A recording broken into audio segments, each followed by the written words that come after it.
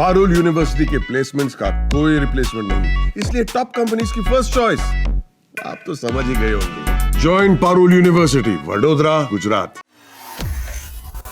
तो बड़ी खबर भारत पाकिस्तान तनाव को लेकर, जिसे लेकर लगातार पिछले कुछ दिनों से डेवलपमेंट हो रही है, लेकिन तमाम डेवलपमेंट पर अब भारत की ओर से आधिकारिक बयान आया है। जो बड़ी डेवलपमेंट हुई है उसमें एक बैठक हुई चीन में, जिसमें पाकिस्तान के विदेश मंत्री और इसके अलावा उप प्रधानमंत्री इशाक डार ने हिस्सा लिया।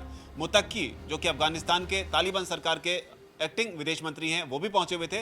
वहां पर जो भी डेवलपमेंट हुई, किस तरीके से सीपैक को आगे बढ़ाया जाएगा, अफगानिस्तान तक ले जाया जाएगा, उस पर अब भारत सरकार का रिएक्शन आया है। भारत सरकार की ओर से रिएक्शन तुर्की को लेकर भी आया है। तुर्की ने जिस तरीके से युद्ध जैसी स्थिति में पाकिस्तान का साथ दिया, हथियारों के साथ भी, उसे लेकर भी भारत सरकार ने अब इस पर तीखी प्रतिक्रिया दी है। ये अपने आप में पहला मौका है जब भारत ने तुर्की को लेकर इस तरह से खुलकर बात की है। इस पर बात करने के लिए हमारे चेतन मौजूद है। चेतन, समझेंगे कि जो प्रेस कॉन्फ्रेंस रणधीर जायसवाल की ओर से की गई, रणधीर जायसवाल कौन, जो विदेश मंत्रालय है भारत का, उसके प्रवक्ता हैं रणधीर जायसवाल, एस जयशंकर की मिनिस्ट्री के वो प्रवक्ता, आप उनको कह सकते हैं। अब जो प्रेस कॉन्फ्रेंस हुई है, हर मुद्दे पर उन्होंने बात की है। सबसे पहले बताइए कि जो बैठक हुई थी अफगानिस्तान के, पाकिस्तान के विदेश मंत्रियों की चीन के विदेश मंत्री के साथ में, उस पर भारत सरकार का पहला रिएक्शन क्या आया, क्योंकि इसका इंतजार काफी समय से था। बिल्कुल, भारतीय विदेश मंत्रालय के प्रवक्ता रणधीर जायसवाल ने अब से कुछ देर पहले प्रेस कॉन्फ्रेंस की, और जो आपने कहा कि तालिबान, पाकिस्तान और चीन की जो बैठक हुई बीजिंग में, उसको लेकर भारत का पहला रिएक्शन तो आया है, लेकिन रिएक्शन में ये कहा गया है कि वो अभी इस पर कुछ नहीं बोलेंगे। यानी कि रणधीर जायसवाल ने कहा है कि वो इस पर अभी कुछ नहीं बोलेंगे।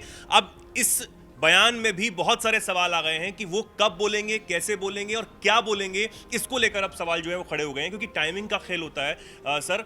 और इस वक्त जो सेंसिटिव चल रहा है, पाकिस्तान के साथ चल रहा है, तुर्की के साथ चल रहा है, चीन के साथ चल रहा है, उस बीच ये बयान भी दे देना कि अभी हम इस पर कुछ नहीं बोल सकते, आने वाले समय में हो सकता है कि बोलेंगे। अब इस पर जो है वो चीजें निकलकर सामने आ रही है। इसमें लेकिन एक पॉइंट और है मेरे ख्याल में, उनके ना बोलने के पीछे, या ये कहना कि हम इस पर अभी कुछ नहीं बोलेंगे, इसके पीछे का एक बड़ा कारण क्या है वो भी समझना होगा।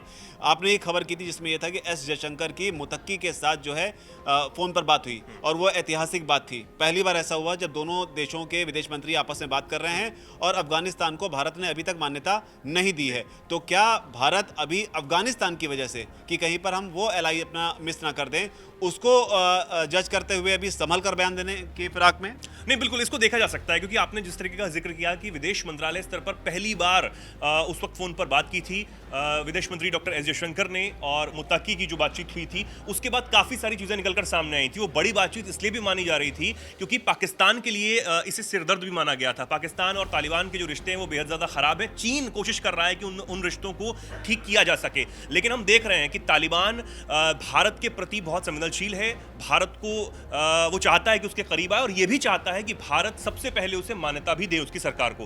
हालांकि अब तक मान्यता देने की कोई बात नहीं हुई है, लेकिन अगर तालिबान या फिर कहें कि अफगानिस्तान भारत से छिटक जाता है तो भारत के लिए एक झटका माना जा सकता है। इसलिए भारत भी अपने तरीके से चीज़ें कर रहा है, लेकिन मैं ऐसा नहीं मानता हूं, क्योंकि अफगानिस्तान में हमने बहुत सारा इन्वेस्टमेंट किया हुआ है, ये हम सब जानते हैं, और जो हमारी फॉरेन मिनिस्ट्री है, जो हमारे चीज़ें हैं, वो बहुत अच्छी तरीके से हैंडल हो रही हैं। अफगानिस्तान और तालिबान को जो रिश्ते हैं वो ख़राब नहीं होने दिए जाएंगे। ये चीज़ें हैं। बिल्कुल सही कहा आपने, इन्वेस्टमेंट भारत जरूर कर रहा है, लेकिन यहाँ पर हमें ये भी गौर करना चाहिए कि इन्वेस्टमेंट चीन भी कर रहा है। तो अब यहाँ पर दोनों तराजू पर किस तरीके से तालिबान सरकार जो है वो बैठती है, उस पर भारत की नज़र है। समय आने पर भारत जो है इस पर बयान देगा। लेकिन एक और एलाई जो है, जिस पर भारत जो है बहुत भरोसा जताता रहा एक ज़माने में, उसे ऑपरेशन दोस्त के तहत वहाँ जो मौतें हो रही थी उसको संभालने में, भूकंप में बहुत मदद की, नाम तुर्की है। लेकिन जो तुर्की ने अपना रूप दिखाया, जो अभी अघोषित युद्ध हुआ उसमें, उसको लेकर भारत सरकार ने पहली बार खुलकर बोला। क्या कुछ कहा है पहले वो बताइए। बिल्कुल, तुर्की पर सवाल किया गया, और तुर्की की जो कंपनी का बॉयकॉट हुआ है, उनके ऊपर जो एक्शन हुआ है उस पर भी सवाल किया गया रणधीर जायसवाल से। तो उन्होंने, मैं बता देता हूं कि हूबहू उन्होंने क्या कहा है। तुर्की पर विदेश मंत्रालय के प्रवक्ता ने कहा कि हम उम्मीद करते हैं कि तुर्की पाकिस्तान को ये समझाएगा, ये अपील करेगा कि वो सीमा पार के आतंकवाद को समर्थन देना बिल्कुल बंद करे, और उस आतंकी ढांचे के खिलाफ विश्वसनीय और ठोस कदम उठाए, कड़े कदम उठाए, जिसे उसने दशकों से पनाह दी रखी है।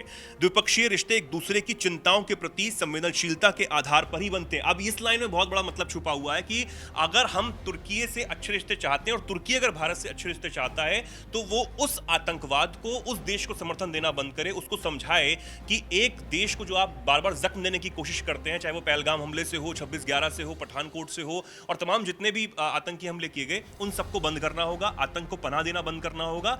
ये पाकिस्तान को समझाया, अगर वो अच्छा दोस्त पाकिस्तान को मानता सकता है। और ऑपरेशन दोस्त का आपने जिक्र किया, तो ऑपरेशन दोस्त के जरिए जिस तरीके से भारत ने 2023 में तुर्की की मदद की, तुर्की के लोगों की मदद की, तो वो तुर्की के लोग तो जानते हैं, लेकिन एर्दोगन शायद अपनी चीजों में कह सकते हैं कि अहंकार में चीजें भूलते चले जा रहे हैं, और इसलिए वो पाकिस्तान यहीं पर उस शब्द का अर्थ छिपा हुआ है, संवेदनशीलता। बिल्कुल। क्योंकि जो आपका दर्द था उसमें भारत आपके साथ खड़ा हुआ, और भारत की जो समस्या है उसमें आपको भी साथ में खड़ा होना चाहिए। अब तुर्की से आगे बढ़ते हैं। हालांकि भारत ने यह भी कहा है इस मामले में कि तुर्की के उसका हर कदम पे भारत की नजर है, लेकिन तुर्की से आगे बढ़ते हैं, बात करते हैं सिंधु जल समझौते, क्योंकि आज उस पर भी कहा गया, पाकिस्तान लगातार ये उम्मीद बनाए बैठा हुआ है कि भारत जो है यहाँ पर कुछ रियायत दे उसको, लेकिन भारत ने आज क्या स्टैंड लिया फिर से? नहीं, बिल्कुल, सिंधु जल समझौते को लेकर पाकिस्तान ये चाहता है, कहीं ना कहीं जो विदेश मंत्री है पाकिस्तान के इशाक डार, उन्होंने एक इंटरव्यू में कहा था कि 18 मई तक ही सीज फायर, उस बात को हमने कहा भी था अपने दर्शकों तक, वो खबर भी पहुंचाई थी, लेकिन उसके बाद भारत की तरफ से कह दिया गया कि ये अनिश्चितकाल तक है, इस बात के लिए समझौता हो चुका है।